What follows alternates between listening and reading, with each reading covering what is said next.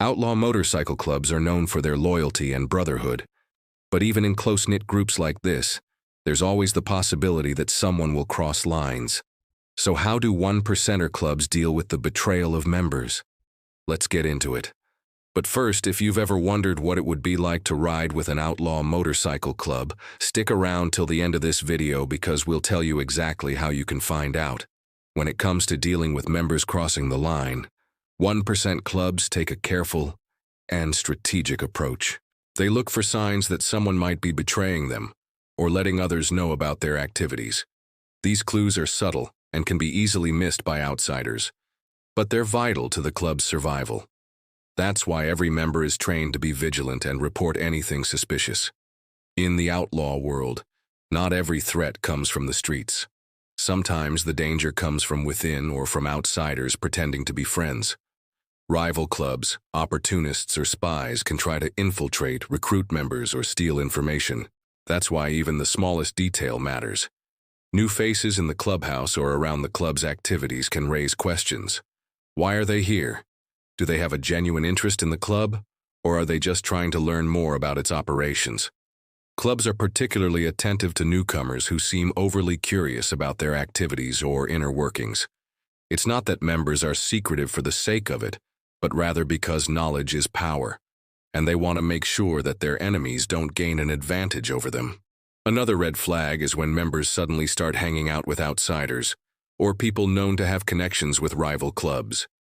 It's not that members aren't allowed to have friends outside the club, but when those outside the club show up at club events or functions, it raises questions. Suddenly, showing up at club events with a guest, especially if they're from a rival club or a patched member, is a big no-no. This rule applies not just to guests, but also to associates and any outsiders the club doesn't trust. But it's not just about who you meet outside the club. It's also about what happens inside. If someone seems to know more than they should about the club's plans or activities, it can raise suspicion. This is especially true if the information is confidential or hasn't been shared with everyone in the club. It's not that the club is paranoid, but the reality is that they operate in a dangerous world where trust is hard to come by. Every decision they make affects their safety and the safety of those close to them, so they have to be careful. In the same way, if someone consistently tries to push the boundaries or test the club's limits, it can be seen as a negative sign. Clubs don't tolerate members who are reckless or irresponsible. They value order and discipline and expect their members to follow the rules. Once the club has reason to suspect that a member is crossing the line, they act quickly to contain the damage. First, the club's leadership, usually a group of trusted officers, take steps to protect sensitive information and activities. They review who has access to meetings, equipment, and other areas of the club's operation. This step is crucial, as it prevents the spread of critical information and ensures that only those who need it have access. At this point, the club is cautious, but not openly confrontational. They don't want to alert the potentially compromised member, but rather act swiftly behind the scenes to minimize risks. Next, the club focuses on observation and data gathering. Trusted members discreetly monitor interactions with the suspected member, keeping a close eye on their behavior and communication. They pay attention to who this member interacts with, what they discuss, and how they conduct themselves. It's a delicate balancing act. The club needs to gather enough evidence to make a well-informed decision without tipping off the suspected member about their suspicions. Technology also plays a role in this phase.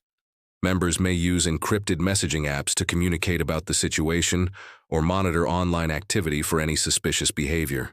Online platforms can reveal a lot about a person's associations and activities, providing valuable insights for the club's leadership. Throughout this process, the club remains tight-lipped. They don't want to spread rumors or cause panic among their members. Instead, they maintain a sense of calm and focus on the task at hand, gathering the necessary information to determine the next course of action. If evidence of betrayal or infiltration is found, the club confronts the situation decisively. First, they assess the nature and extent of the threat. Is it a single member acting alone or part of a larger plot? What information has been compromised and who is at risk? The answers to these questions guide the club's response, ensuring that they take the appropriate action to mitigate the damage. Depending on the severity of the threat, the club may choose to remove the offending member. This is often done quietly and without fanfare, but it's an important step to protect the club's interests. Expelled members are usually warned to stay away, and any attempts to reintegrate are unlikely. In some cases, the club may even take more drastic measures such as physical confrontation or retaliation. However, these actions are rare and usually only taken as a last resort. Communication is key during this stage. The club leadership informs trusted members about the situation, ensuring everyone is aware of the potential risks and how to respond appropriately.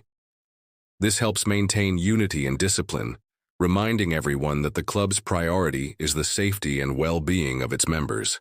In the event of a wider infiltration or security breach, the club may choose to go greenlit. This involves sharing information about the threat with other chapters and allied clubs, effectively sounding an alarm across the network. The aim is to prevent the enemy from gaining a strategic advantage elsewhere, ensuring that the entire club remains vigilant and prepared. But prevention is just as important as reacting to a breach. 1% clubs invest time and resources into educating their members about loyalty, security, and recognizing red flags. This includes new members who undergo a thorough vetting process and ongoing training to ensure they understand the club's values and expectations. Regular audits of contacts, supporters, and even gear distribution are carried out to identify any anomalies or potential threats. No detail is too small when it comes to protecting the club's interests. It's not uncommon for clubs to have regular meetings or events dedicated to discussing security issues and addressing any concerns or questions their members may have. These gatherings provide a platform for sharing intelligence, reinforcing best practices, and ensuring everyone is committed to the club's code of conduct. The club's culture is one of vigilance and preparedness. Members understand that even the smallest lapse in judgment or security could jeopardize the entire chapter. They take pride in their ability to anticipate and counter threats, making it clear that the club's strength lies in their unity, discipline, and unwavering commitment to their code of conduct. And let's not forget the importance of the patch. For members, it's a symbol of loyalty, brotherhood, and identity. For the club, it's a representation of their territory, their history, and their values. To lose one's patch is to lose one's place in the club.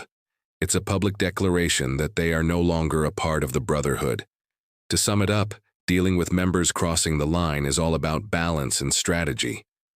1% clubs walk a tightrope between maintaining secrecy and taking action. They're careful not to tip off potential enemies while still being prepared to defend themselves. It's a difficult balancing act, but one that's crucial to their survival. We hope you enjoyed today's episode of Biker Secrets.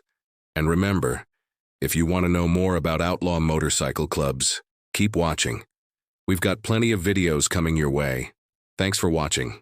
Stay safe, and we'll see you on the road.